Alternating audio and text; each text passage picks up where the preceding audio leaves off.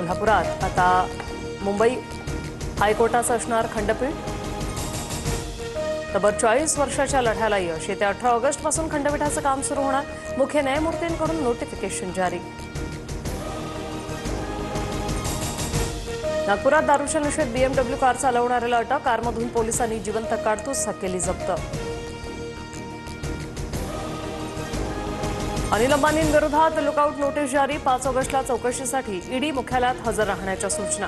नुकतीच अंबानींच्या रिलायन्स समूहाशी संबंधित विविध ठिकाणांवर छापेमारी झाली होती।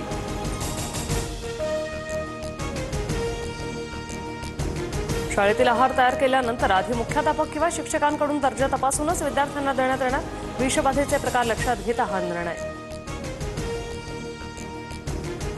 छत्रपती संभाजीनगरमधील वाळूंज हद्दीतील बनावट नोटांचा छापखाना उद्ध्वस्त। अहिल्यानगर पोलिसांची मोठी कारवाई।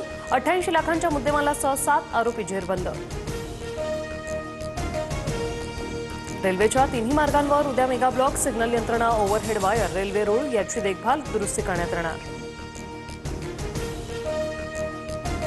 ऑगस्टमध्ये पुन्हा मुसळधार पावसाची शक्यता। जुलैच्या अखेरीस कमी झालेला पाऊस पुन्हा जोर धरणार।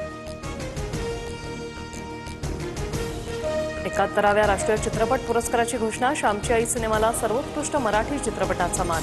बेस्ट चिल्ड्रन फिल्म म्हणून नाळ 2 चित्रपटाचं नाव, तर सर्वोत्कृष्ट अभिनेत्यांच्या यादीत शाहरुख, विक्रांत मेसी आणि राणी मुखर्जीला स्थान। लिओनेल मेसी 14 डिसेंबरला वानखेडे स्टेडियमवर क्रिकेट खेळणार। महेंद्रसिंग धोनी, विराट कोहलीसह सचिन तेंडुलकर, रोहित शर्माही खेळण्याची शक्यता।